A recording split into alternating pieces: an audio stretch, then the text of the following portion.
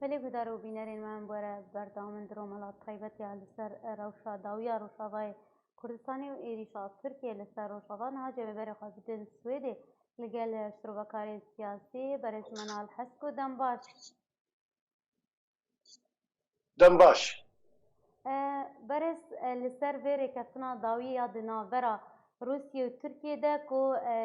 ده خال هاتن بلاف کرن دوی ریکفتنه ده شروبات لسر وی ریکفتنه چیه؟ دەستپێکە دەرێز و سلااف ji بۆی وا و تەماشەوانی رادیا ڕێباز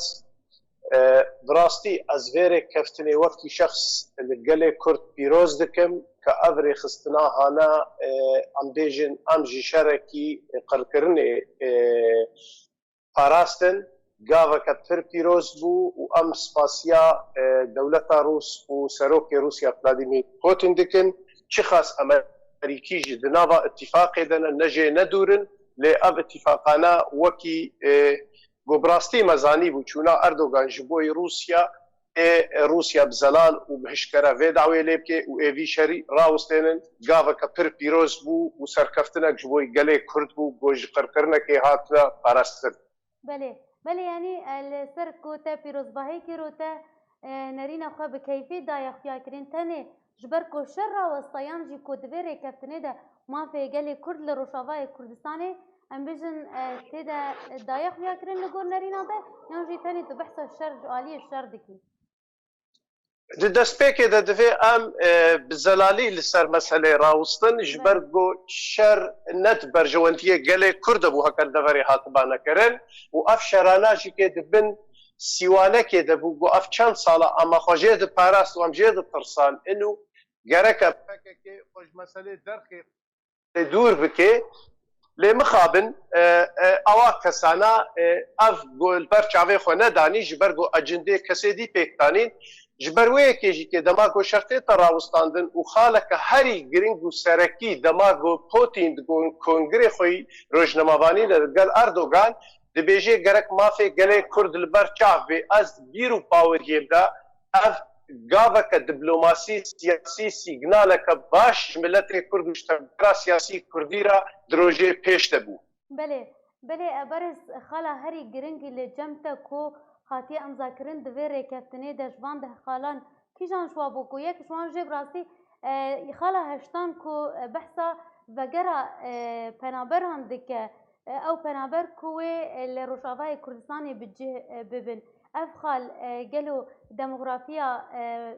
دوری ناگوهره کو جبر کو پرانیا و پنابرین کو ورن لê bi cih bibin piraniya wan erebin wê ji Tirkiye werin. Spas ji bo pirsa te ji bo pirseke pir giring e û îro hemî kesê deverê vê pirsa hatike lê wextê got em li xalê dimeyzênin tê de zelal e dibêjê penamber heqê way vegerê heye li gor daxwaza wa yanî gotina li gor daxwaza wa yanî her kesekî wê çaxê daxwaz bikere vegerê şûn û deverê got ew jî hatin ne wekî proja got Erdogan dixwest in wala ereba bêne yan jî kê penambera 3 milyona bêne di wê deverê de bicî bike ev tişt zelal e li gor daxwazê yanî ez bawer nakim xelkê Idlibê dorûberê Himsê û Helebê û Şamê werin li cema bicî bibin her keskî daxwaz wextê tu ji wa pirs bike wextê FN û Yekîtiya Ewropa û dewletê navnetewî di meselê de bin her kesî yê daxwaz bike vegerê ser دار و زەویە خۆ و مالێ خوا ئێ نەوەری دەبەرامە بەێ بەرز تە بەحسابێ خاڵی کرد گەل و ژبەری نەها لە عفرینێژی چێ نەبوو کۆ گەلێک جوان نەخەلکێ دەڤەرە عفرینێ بوو یان جی باژارێ عفرینێ بوون و چوونە لەسەر ماڵ و ملک و گوندێن باژارێ عفرینێ divê em vê pirsê piçikî zelaltir bikin ji ber got mixabin şoreşa Sûriye piştî got dest pê kir şoreşa siyasî weke dibêjin dest li ser hate danîn û çekdara şoreşa siyasî kire destê xwe de yanî biryara siyasî daxwazaviyê kire destê xwe de ji ber wê jî yanî qerara siyasî Sûrî de di destê grûpê çekdar de bû dema lev hatina Gûtayê çêbû meqebêna Rûsa û jin Tirka de ew çekdarê got ji Gûta şerqî û ji dor û deverê tî derxistin ew ketina Efrînê de yanî divê em vê rastiyê zelal bikin ew ne li gor daxwazê milletê deverê bû نلقور داخوازي حتى ملت عرب دغري دبو او روشكا وقت بيجي بزوري لسر خلقي هاتا فرق كرن وام هاوي دكن لفاتنا سوريا دا دماغو بيدا في جيش كرغونها بروساس سياسي بهتر زلالو هشكرد في ام هاوي دكن جو خلقي عفرين يجيكي اويد مخيمات دا وغرنا ماري خو ودفري خو او جروب تشكدار جو دست لسر مالي خلقي دانينا جبرنا هاد في اتفاقيات ودهو تشيبو داويا جروب جهات زلال كرن براستي جروب تشكدار بله بله ابرز دخلت فرنسا بحثا ركفتنا ادنا هاتيا كرن ما بس تمام اكتيف كرنا ركفتنا ادنايا دباوريه بدا جبرجو سياستا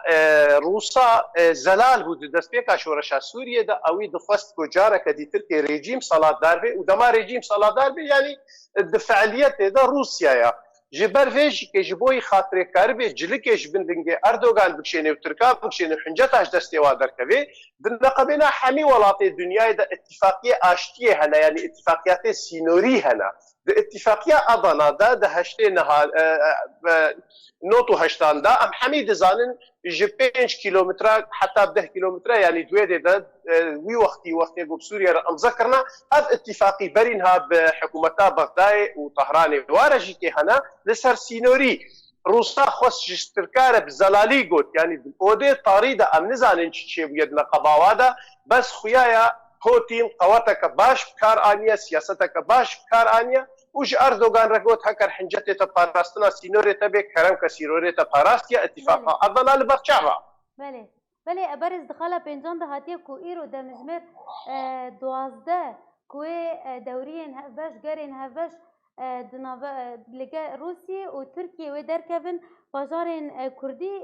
تاني جهه كو وكي ام بيجن سري كانيو غير سبيه كو تركيا نافله دكه كانيا اشتي ليلوان بازارين دن كوي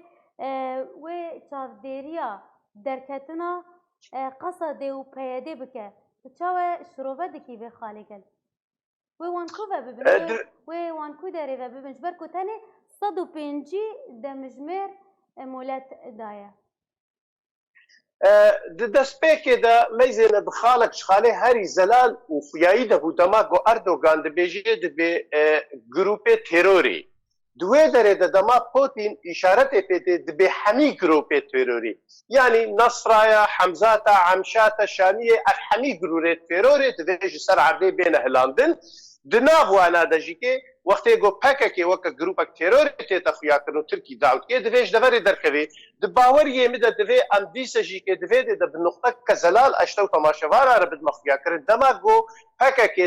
ینی جەماعەتێ لەشکرێ پەکەکێش قەندیل دەبن ئالا پەکەکێ دەپەیا بوون پشتی وێ ئالا رێجیمێ هەلدان و پشتی وێ ئالا رووسیا هەلدان و پشترە ئالا ئەمریکی و پشترە ئالیا قەسەدێ نەهاژی ئێڤەگەرن ئالا رێجیمێ هەلدن و ئێکەڤنە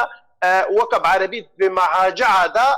حتى گو بري وافي جارك دي تلك حاضرية الشرع ادلب وصافي كرنا ادلب وادا فراربدن جبوي بوك قالي كرد دفي ام في راس يشكرو زلال بيجن بروجا با كسي تشكدار نه بروجا كردواري بو نه برجونديه قالي كرد بو دركتنا واج دفري مخابن بشتي فينا واقع كشو فورتو شهيدا گو وقت بيجي بارزاني چو لي دركتنا وا جروبا جنابا ما يعني مجالك دي تفقرك سياسي رحك سياسي دما قنديل وجروب جناب ما تركبن تفقرها سياسي كردين هافي جال بيشيا سركفتنا كبرمزنا دماغو كاربي فا سركفتنا دفاتنا روسيا بيك بيني او جروبانا ايد الجنوبي ردا د 40 كيلومتر د كودري د ايواد ماجعه د بتار بينن حتى جو جارك دي بن الا ريجيم دا ودبن سانا به فيلقات بينجادا وابدنا الشركي دي تركيا بخنا شري دور بري ادلبيدا بله برس ما بحثا ده خالان جري كفتني كر قالوا اف ده خالين كو هاتين راغاندن هاتين بلاف كرن اف همو خالين ري كفتني نيانجي هناك نهاتنا اشكرا كرن دباوريه بدا تشتن هنا حتى وقت في دقيق زلالي صرنا اخذين يعني مد باور ذكر مد بلكي دماغو بوتين واردوغان كونغري خوين روجنامافاني توابكن بلكي وزير دربي هردو ولاطا بهتر زلال بكن لي خويايا هنا خالي نزلال هنا ايغو تركي نكاري بود ويرو نشتنه دا بزلالي بكي دستي روسا دا يعني قالك تشتي لسر وا جروبي تشكدارن او ايغو دانا بيشيا لشكري تركا و هجومی سرخاکا خوکرن مخابن او کسی گو عرب او گروپی تندروی چتا او گو هاتن قتل عام کرن او روجي بيدا او آلي استخباراتي دا ويجا او جروبي چاوا بين تصفيه كرن خالي نزلال چنا امي به نجدميرا ام نهاوا كتبيجن امي وينا امي لسر خالي سركي جبوي ما گرنگ اغلب هاتن بو ملت هاتا پاراستن و گوتنا هري گرنگ جي که كما في گله كرد و البرچاغ و افخالك پر هيجاو زلال بو واسكارن وينا جي که بهشكرو زلالي بيجم اب نتيجه پیروزیه دیپلماسیتا جناب سروک دناوا مسئله ده بوش روجا روج دا و هاتنا لابرو في هوليري وحتى وقت دهيني جي که بحمي دولتي دورو برا از هيفي دكم تفقرا سياسي كردي دو كردستان سوريا ده ويجا و از پیشی جی که ویدا خوازه جماعت پیدید کم خواهوکا پارتی کردی سوری حسب که و وگر اتفاقیات هولیر و دهوکه و پیمانا وەکە گوتی قامشلۆدا و مالا کوردی بێتە ئاواکردن تەفگەرا سیاسی بێتە ئاواکردن سیاست ئەمکارن سەر بکەون بریارە ما دەوێت دەستێک گروپێکێکدار دەرکەوێت بەحسان ڕێککەفتنان کرد گەل و هەگەر جارێک دن تەفگەرا سیاسیا کوردی وەگەرا ئەف ڕێککەفتن ئەکتیف کردن وێ ڕەوش بێ گوهارتن وێ کورد بکار بن گوهارتنان بێخنە داخوازên xwe mafên xwe de bi dest vebînin li Rojavayê Kurdistanê شكل جمتنا جبرجو إيروج حميروجا بهتر دنيا وعالم للسر مدى آخري جي أمريكا بقرا جي أوروبا بقرا جي دولتي نتوي عربة يعني أم بيجن مصر دولتي بقواتي عربة سعودي مصر وإمارات وحميكا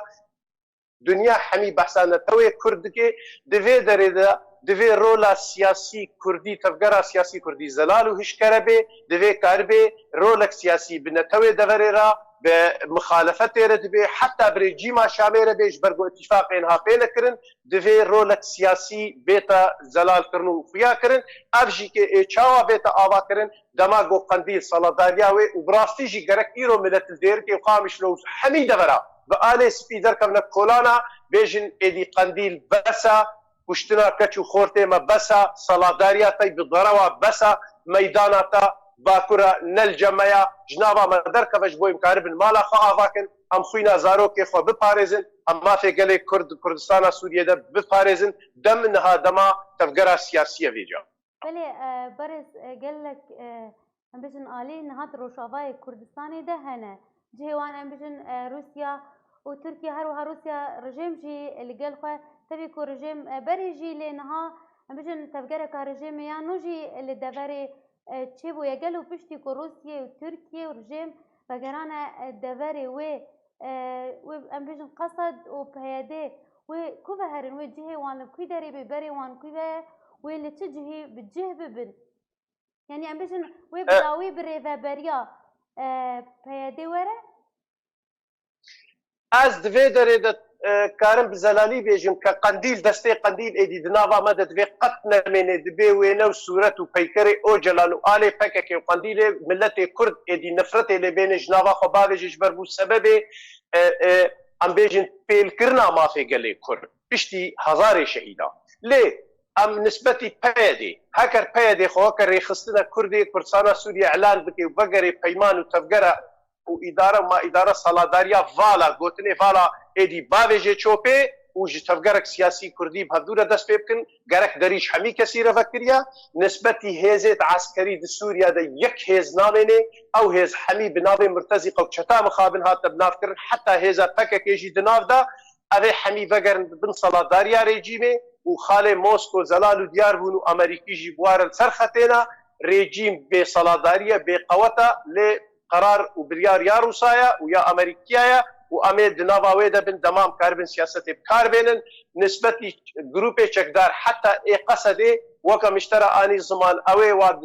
بيشتي تشل 50 كيلومترات بخار دا اي كنا مهاجر عسكري دا وجوا مهاجر عسكري اي فيجا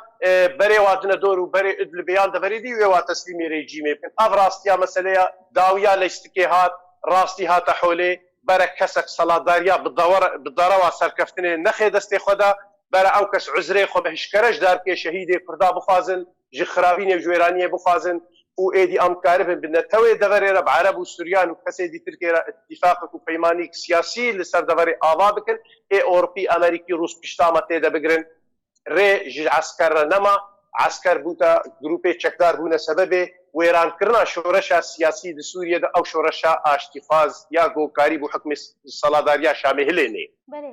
بله برز هاتنا روسيا جبو دفرين كردي ورجيم جي لقل خواني قالوا داكو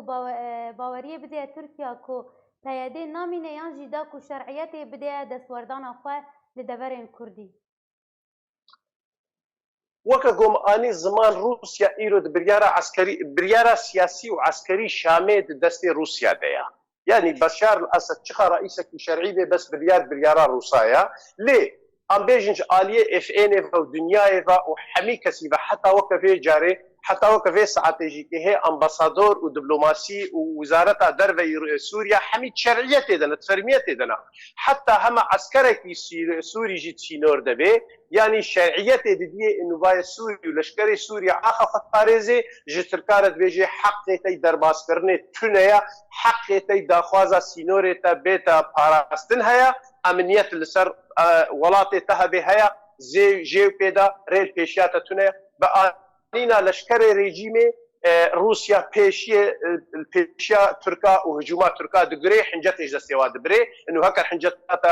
جروبي چكدار وباكا كيبون فايا رژیم و سینور د پارێزێ و کارێکن ئەمێ هەردوورە دەرکەون دەوریە هەڤەش ئاواکن ئەمێ لەسەر سینۆر کۆنترۆل بکن و ئەمێ وا حنجە تێتە بجه بێنن بەێ بەرز ئەسپازم لەسەر vê xalîjî gelo tê wê watayê ku siyaseta Rûsyê di Sûriyê de serkeft bêhtir jiya Emerîka از وەکە شخص دەستپێکێ دەگوتم بۆ ئەس vê پیرۆزبایی دکم و ئەس ڤلادیمیر پوتین و رووسیا پیرۆز دکم ji بۆی vê ئتیفاقê بەس نایە وێ مانێ بۆ دەور دەورا رووسیا و ئەمریکا خدایە ئالیکی نا وەکە دەبێ بن تاولێدا اتفاقێت نەقەبا رووسا و ئەمریکیا دە زەلالن هشکەرەنە دەڤەر ئێ دەبن کۆنترۆلا ئەمریکیادەم بەرژەوەندیەوە درۆژلاتێدا هەمی پاراستی بن و کەسێک نکارێ نە رووسیا نە کەس کارێ تەجاوزی وەکە گوتی ئەمریکیا بکێ ئەمریکیا بزانە بوون ئەف دەورا هانا تەسلیمی رووسا کرد و ji ber vê jî tedbînê nakokî navwa de derneketin ji ber ku itîfaqê Rûs û İsraîl û Emerîkiya pir cara levdûr û nişna û ê çawa heta wextê got bê grûpê çekdar divê hûn bizanibin Hizballah û Îran jî di nav de divê ev jî ji deverê bêne derxistin û ev gavnek gelek pîrozin gelek serkeftî nav da بەێ بەرز gelek dengên Emerîkî û sînatorên Emerîkî niha bank dikin daxwaz ji îdareya Emerîka dikin ku danûstandinan li gel rejêma Sûriyê bikin taybetî îro hatibû daxwazkirin tu çi şiroveyê jê re dibînî divê derê de meyzêne divê em careke dîtir kêvekirine peymanê got li hemî li Sûçî çêbûn li rûniştinê got li Qayro li Siûdiya Erebî çêbûn em bêjin li Cinêv di dawiya mehê de ê çêbin yani ev rûniştinana hemî jî kê di dawî da ê itîfaqet siyasî çêbê dema itîfaqiya siyasî çêbê mana tu wê çaxê rejîm û muxalefet û tevgerê siyasî ê hemî nava lev hatmê dibin yani tête wê manê rejîm tarafek esasiye di nava itîfaqê da yani şeriyeta rejîmê di nava vê nadeya ji me re giringî ew e Emerîkî dema got dibêjin dibê levhatin bes bi şertekî destûrekî modern û levhatî ji bo hemû pêkhateyê Sûrî bê ji ber vê jî kê bangewaza min ji tevgera siyasî Kurdî ava hazir bin ji destûrê nû re ji ber şerê herî mezin şerê siyasiya di şerê siyasî de mirovkarê pêkanînê gelê xwe pêk bêne ne bi zirta û axaftinê mezin û bi şiaratê serkeftinê û ne kesê weke qere îlan û ê dîwarên şîreta helmetkin û bêberxwedanê bikin lê aynî wext jî ew dibêjin em dîmokratiyetê û serkeftinê ji bo Tirkî dixwazin demdema siyasetê ya destûrê Sûrî ew ê bêta esasê hemî tiştî û di destûrê bê de ez di wê gumanê dema wê mafê gelê Kurd parastî bê kêm zêda lê ev ji tevgera siyasî Kurdî vêce niha têxwestin û bi taybetî ji ene kesê têxwestin û cenabê Serokil pişta milletê Kurd ev hemû hêz û qeweta xwe ji bo pêkanîna mafê gelê Kurd بەێ بەرز Dmitry Peskov berdevkê Kremlinê ragihand ku Emerîka xiyanet li کردان کریه لروجاوای کردستانی و هر واحد بجه جی که هگر کرد پابندیه به ویره کفتنا که روسیا و ترکیه داد نابر آوان داد چه بو و جارا گدن او رژیم سوریه و خوش دوری وکشین و روبروبونی ترکیه ببین روبروبونه که دنا برا ترکیه و کردان داد چه بته و گوتنی چاوش رو ودکی گلو امريكا خيانه المناكر حتى وكفي دقي امريكا حتى زلال وديار بو دونالد ترامب وادارتها ويخشك وزلال دمشي جبر ايجو خيانه الدفر ذكر وايجو دفر هيرفان وعراق تسليمي ايراني كر وسياستها امريكي لاواز كر دفر دا ادارتها اوباما بو لي دونالد ترامب وجمهوري زلال برجوندي ودماف وغوتني خدا اوانا هاد الدفر دا برجوندي خو باراستن جروبي كردات شري داعش دا كار انين وهشكره وزنال دقوتن دما شري داعش تواب به في علاقته مبوره تننا پیمانه سیاسی نامده تننا جوید تیخ یکن خیانت مرا نکریا چاوا روساجی که عینی مثلا بمارد دا تخفیا کرن لی باور کن پشتی گو جماعت کتا تهلوکه ده پشتی گو کسی قبول نکرن نه رژیم او خیانت علان کرن ایران و ترکا و وقت به حمی کسی امریکا و خیانت علان کرن جنوب را قندیل و سرکردای قندیل جمیل بایخ درکت و گوت جركا يعني اوات خست روجا ابو بجنوب تسليمي تركي بكن لي ام جفيره مخابن قال لي كرد كرسانا سوريا دا هيجي كسي رازاي تشاف قرتي هيجي كسي جو ناخذ الراستيه البرشاوي خو ببينن لفاتنا سوريا اللي جارك دي دستريجاي تيدا تشينابي جارك دي تركيا نكار بيدا قرتر بكي اتفاقي بتنشري ودنابا اتفاقيه دا امي ان شاء الله تيدا سركفتي بن بله برس دخوازن لسر وی خارجی کو وزیر برهانیا امریکا دبیجه دوره کو روبروبون دنابرا ترکیه و امریکا ده لوی دوری چه به لی بومبیو دبیجه ترامپ آماده کو هگر روبروبونی کی یا شرکی جی لگل ترکیه بکه چمانه گوتن وان جی لدجی هبن یعنی وکی هگر ام بیشن هر دو گوتنی وانه و که هفن چما بی رنگی دیویژن هر دو جی برپرسن پلا بلندنین ریبریا امریکا لا ميزنا كسكي وكا جون بولتون دماج إدارة أمريكي ترامب دركت جبر أو نكاري بيتش قبول بكي جبر هاتنا جون بولتون لسا دست شرطاب وشرط يجي دست إيران إيش دفري قدكي دو حسينورك اشتركي ردين لي سياسة ترامب سياسة كبازرگاني براغماتيا كارت ساعات بيتا جوهرتن لأن كار بتجاوزي برجواندية أمريكا بكي تجاوزي أمريكا حتى ند مسألة بازغان مسألة أمن القومي ده ورجلتا نافين وقت بيجي أوجش برجواندية أمن القومي الأمريكي تحسبه جانا جي ترامب قلتنا ده بيجي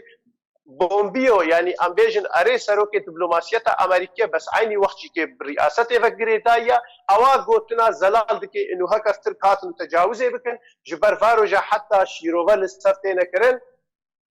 سيناتوري امريكي يكيتيا اوروبا انه احتمال هيا جبر خالن حلفي ناتو دهنت نكاري دولتي جناف بابيجي لتكاري وينا عمبار كل سرديني او بخوجنا بعض ويتا حلفي ناتو دركبي دخوازن في بسري تركاب كنت من ضغطه كمصندا جو كاربن حدود جي اردوغان ردينن وزيد قاديوي ردينن وبراستي ايرو نا امريكا وروستنينا حتى ايطاليا فرنسا انجلترا وزيره برفانيا الماني صبنا ضصبه حلفي ناتو دا ادينا بزلالي بيجي انه دي سينورك جيستر كيره بيداني ودا يعني از چما جارك ديز قلت ناخذ تكرار دك من نهار روجا سياستش تفقرا كردي سياسي ريا نهار تفقرا سياسي كردي دفي رنگي كردايتي كرسانا سوريا للسربي صبغان قنديل جسروي بيتا آذيتن ودما في داخوازا كردات عفريني وكوباني وقامش وسريكاني وتربسكي وديركي دفتي بلي قال لك افد بيشيات الجراسيس قال لك جاران هول هاتيه كرن جبر في باباتي جبر فيرا وشيلي او قاف نتونا سري او ريكفتن نتونا سري دوي نهار شبكن برينا سببي غوري كفتن نتونا سري عين بيتشاوا جروبي تشكدار عربا حمزات وعمشات والشاميه مخالفتا سوري جدستهلاني خستن بريارا سياسي جدستي وي در خستن قنديل جهات صلاداريا بالضروة او صلاداريا فالا اواغو نكاري بدراستي دا فين بكي جو جروبا كتشكداري خلقي ده هات او صلاداري لسر تفگرا سیاسی کردی پیک آنی و بریارا سیاسیش دسته تفگرا سیاسی کردی درخست و نهشت یک پیمان کردی به سر بکوین حتی هات لنقبنا تفگرا سیاسی کردی ده مخابن کسن ریخستن هبون آیا گبناوی های پیمان ایران خودکن کسی به تیبتی وکه یکی تیا دموکرات و پارتیا گبناوی الپارتیا سوری بره اواناجی که هاتنا فروتن و خاپاندن از وینات بیش مخابن خطتیمی و اداره کرن بله بله بجد بله بردوام بر بله دوی جارکتی افهمی وگرن لبهات بله برس دنگت نزل على هجر كاري من كنترول مرا آري كاربن برس منال حسكو بله بردوام نا دنگي تدفيزن كرم جبر قوي صلاداريا بالضرا وياقو بدستي دجمن هادخل سري ما خصتا قوت نهشتا بقنا تب هيمانا وزلاله كسك نكاريش في راستي باز دي شعبي خو بقري دفينها ملت بتفقرات سياسية ضغطك لسرفا بكي اف اداره وحل بكي صلاداريا قنديلي قط نابي وينيك بيكرك والك ناف مدبيني تفقرات سياسي كردي بحمي بشي خضا بركي كردستاني اباكي و ايدي بكوي يكريزيا مالك كردا بله برس اسقازم في خاليشي ام بحثي بكن كو تاويش اغلو وزير دربي تركيا جبري دمكي كرد كو ايرو راقهات كو برانيا بجن اشتاجيه دفرا كردية كو منها دبجن شمال شرق سوريا هكر دبجن عربن ودبي او ريفابريا وي دفري بكن هكر دبجن هكر كرد هبنجي وي اوجي باجداريه دا ريفابريه دا بكن قوتنا ويتشو اتاي دا دفي دميده قلت شاويش اغلو دوي ام برنگ كي ديلي ميزن هكا شاويش اغلو راس درست دفكري ايرو 20 مليون كرد كردستان دل جموي هنا دهو بو شارداريا آمده و شارداريا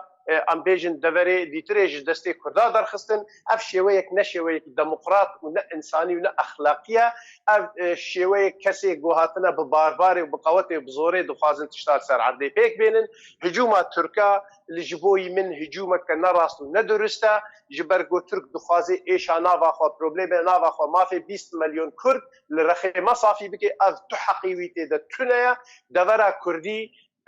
ام جحمي كسي بهتر ما في قال دنا خد بيكتين ترك دبن عرب دبن فارس دبن كردستان باشور البرشافي ميا بيتشاوا ايرو ما في نتوا فلها كلدو سوريا وسريانا وتركمانا حمي كسي تدا بيكاتيا قال كرش حمي كسي بهتر قال انساني اخلاقيه ما في كسي دي بري ما في خد باريزي انتخابات وصندوق انتخابات وجمارة دفري ولفاتن وبيكانين هذه وينا بنسري نا قرارات شاويش اوغلو غوري في جلوب رخ بخي بيشتي صلاداريا قنديلي او خبخي صلاداري لسرما ام جينا ناطرسن فشار نفالنا قوات عسكري بيري كاري هجومي مكي بس نايوي ماني جو كاري بريارا سياسي جدستي مدرخي بلي هر واجي دبجا اوغلو دبجا كودان وستاندرين ما يرا سراسكو بحثا تركي ديكا كو دبجا برجيما سوري رنينا وامزانن كو جبرينا ها هاتيا قوتن كو رجيم و تركيا جي تانوستاندرين سرينا هني بهفرا ديكن والله افناد زانيت فيدي تيني بيرامي دماكو اردوغان درد كاتو دغو بشار امي واكن يعني اخافتن مخابن السياسه دا فشار جلكي فالا وبيتعم وبيبوتشن وبيشتي يوم ديت بيتشاوا دفري جو حلب خطا صوره تسليم كر بيتشاوا غوطه تسليم كر دهو بشار الاسد خان شيخون بو دور بري ادلبي بو وبهشكرج اردوغان رغوت كسكي دزي دارويني شانوغركي فاشلي تنكاري بسر كذي اخافتنا اخافتني سياستنا نا اخافتني قوم سرب اخذن جبرقم حميزان اردوغان وبشار الاسد ايد داويدا لفدورون ويدسي خوخنا دسي هبيدا بلي برس لسر سردانا وزير برافانيا امريكا جبو عراقي قالوا هر بروشا سوريا وغريدايان جي برو بفكشانا هيزين امريكي جي سوريا وجبركو لعراقي بجهد بن شروفاتا جيرا تشاوي وتشتي بيش بيني كرن ورا بحث كرن راستيدا از جار ناجي ناخوازم وقت بعربيت بتسبق احداث عربكم لي از باوريه بدا بلانك امريكي دوا هي بلانا امريكي دوا نا مساله سوريه تنه مساله عراقي وصلاداريا ايران عراقي ديا قافو سيجنال تينا خويا كرن واز ندور دبينم گوچنگي ايران جي بيتا قساندن جبر گوفارو جا خكرون تماشا دكن ايران پر بدنگا وای شورشا آشتیه گود لبنان دا دست پیکریا ایران دریل پیشیاوینه یا وگری سینوری خوا و دناوا خوا دا پروبلمی خوا چاره سر بکی یان جی ایتو جی دربنا عسکری بگو دستی خوش دورا درخی جبر ایران ایدی سینور گلکی در باس کریا و بزلالی درد کوید به چار پای تختی عربات من دستی میدن آفتش نماتی دا قبول کرن امریکا کم زیده چخا برجواندیه ایران رهبه چخا لوبیه یهودیه ایران بقوت جیبه لدم هاتیه گو يعني أذكارم بيجم شونا وزير برفانية خالق جخالي بشجرتنا حكومة عادل عبد المهدي لفهاتني جو شيبن وقصاندنا تشنجي وميليشيات الشيعي وجروبي حشدا شعبي وايا. بله برس أفتر لي هذه أمريكا سن أفتر جراكو لروشافاي كردستاني لسوريا بجشتي شدبه جهة أوبوزيسيون سوريا لتشي لكوي داري كو أو هر نديار لسر عرضي. اوپوزیسیون سوریه عین وک روشاوی من روشا انا کسیه جبرگ اوپوزیسیون سوریه وکم آنی زمان گروپی چکدار کسی عمشات وانا هات خراج دستی درخست و بچاوا قندیل خراج دستی مدرست دفه نها اوپوزیسیون سوریه طرفی وی گروپی چکدار جناب خبادجن کسی عسکر جناب خبادجن گروپا که نو بیتا آوا کرن کمیتا که نو بیتا آوا کرن خو آمده بکن شونا جنیویرا خو آمده بکنش گفتگویارا و دوی مخالفت بشي عرب و بشي كرد و ريجيم ذيجا ايدي نب زماني عسكري بهدورة بخافن و نب زماني كي لسر عرضي چخا عرض خستيا دستي خدا دوي بزمانك دبلوماسي سياسي روشا سوريا بگشتي البرچاف دينن و ما في نتوى البرچاف دينن و دي جنيفي دا دي دستوري دا كاربن برنگكي مودرن فالف هاتنا و اتفاقياتا و پيمانا بهدورة زبكن دستوركي جو سوريا جوي قوناغا طاري دركبي وبر بروشكا باشتر دهري بلي برس قوناغا بي ام بيجن قالك ركبتن هاتن قريدان وروشنها ام زانن لسر خاكي لسر عرضي تشاوية قالوا وي بفير رنجي بمينة يانجي نيزيك وي قهارتن نوتشيبا وي ركبتن نوتشيبا هكا روشنيتا قهارتن وبر بسياسته نتشي معنا وينا ام تكفنا طاريبونا كبر مظن دا دوي جارك دي تركيم قبول بكن معناتو ديسا دوي داعش ونصرة وقاعدة أفانا بقوت ببن وأفانا إيه مخاطريتا ويفي جلسر نبس الدفاري تنبي حتى لسر برجواندية روسا وأمريكية وأوروبيا بقشتي بي جبر فيكي أز دبيجم يعني سيناريو سياسي هاتا زلال كرنو فيها كرن 8 صال جو كشتن ويران وتالان كرني ودربدرية إيدي بس يعني داويا ويقرك بيجنها بيتا زلال كرن دفي درفر بيتا توزيع كرن تشاوى انزو اتفاق تيدا بينا كرن أز باورم روش بويرنجي دا دشي و اف لسر قلي سوريا دميني لسر مخالفة ريجيمي و دولة جرانتور مينا امريكا و روسا و يكيتيا اوروبا جيت مسألة دا لفهاتنا كيبكن جبرقو روشن بهن ايدي تأثيراوي حتى رأي العام دولته درفدا ايدي صحافة و روجنما و حميل لسرد اخوي ملتي امريكا نرازية ملتي اوروبا نرازية پنامبریا گوچید بیجه نرازینا حمی داودکن و ضغطی الحکوماتی خودکن دوی چاره سریک سیاسی بیجا بیتا دیتن جروشا سوریا. بله برس پرسامنا داویجی لسر هر دو باجار سری کانیه گری سپیه کنها دبین دست ترکیه و گروپین بسر و یگل و روشا وان باجارا و چابه و خلکین در بدر بی و جارک دن بکار بن بگرن باجارین خواه لسر مالو ملکن خواه؟ افروش تماما بروشا وكا بيتشاوا عفرين وشاوا كوباني وشاوا دربدريا خلكي دفري سوريا درع ودفري دي حميب هدو بقريدا يتنكاري سوريا تنكاري پارچه كيش پارچه دي پارچه بكي لفاتني سياسي ديدا هذا حميد من نقريداي بلفاتني دمي بيرا و از بیرو باوریه دما گو او ملتی گو جور درکتی اجاره کدی وگری سر مافو و زویه خوا لدما گو او گروپانه چکدار وقتی گو روسیا اشترکار خواستی او خاله گو مزلال نکرنا ما هشکاره نکرنا او خاله گو بنجل کدا ادی دوی او گروپانا ای گو روسیا بیجی گروش دست پیک دت بیجی گروپ ترورن دەبێت دەرکەون وەختی ئەو گروپانانە بن حتا عسکری تورک هەبێژی عالم وێربێ بەگەری ji ber dema askerê Tirkê askerekî fermiye yanî em bêjin li gor qanûnê navdewletiya dema intîhakat û kuştin û xirabiyê erê gileh bike şekawet bike vê askerê Türk kiriye li dema grupê çekdar hebin bêçawa îro di Efrînê de kuştin û qet diziyê û bê exlaqiyê bikin tu nikarî gilehê grupê çekdar bike ji ber grupê terorê ne û grupê terorê tim û tim destê wa qirêja. بله تو وکی شروعکار و دیفچونا تج روشیره گلو تو گشبینی لسر روشانها و یا بیجی ده پیش روزا کردستان سوریه ده از تم و تم از وی گوتنه بیجم وزی هر و هر جی که بیجم تو در باروشا گله کرد ام کونه ویران بونه کشتنه قتل عام حمی راستا لیت بکاری به مافی گله کی بندست که نه راستا اوینا نکاری قتل وینا بکی ملتك 40 مليون زياده فرا لسر اخا خوي ديروكيه بتغييرات ديموغرافيه نكاري ما دستكي بكشتنو قتل عامه نكاري دفيت بلغاتني سياسي بيكتي جبر فيجي هاجر تفجر سياسي كردي نش صلاداريا قنديله با بخور كنها دفري ما دخشي كمصدر دبا نها اوروبا وامريكا وروسا بهتر بشتاما دغرتايا نها تفجر سياسي كردي استكي بربلندبا لنها فيجا جي ايرو ام كارن بيجن روشا سياسي ديب شوي كي دي دست بي تفجر سياسي ببيتيك حمي جروبي د كردستان سوريا در ريخستن حتى كسي سربخا كسي زانا كسي نويسكار حمي دورا تفجر سياسي كردي بگرن ملت باركي خرابي بشتا تفجر بگري بيجن ايدي بسج الشر بسج جروبي چكدارا بسج قنديليرا بيجي تفجر سياسي كردي دما بيك امي حمو بيربن وامي ما في خطيك بين از كيف خوشم قوي ما في ما بيك هاتي بي وقوتنا روسا فلاديمير بوتين زلال بو ديار بو ما في قلي كرد دوي البرچاف بي دوي ام في قوتني پر بلند بيزينن وم البرچاف دين گلک سپاس جبو شروع کاری سیاسی منال حسکو سر شروع انت سپاس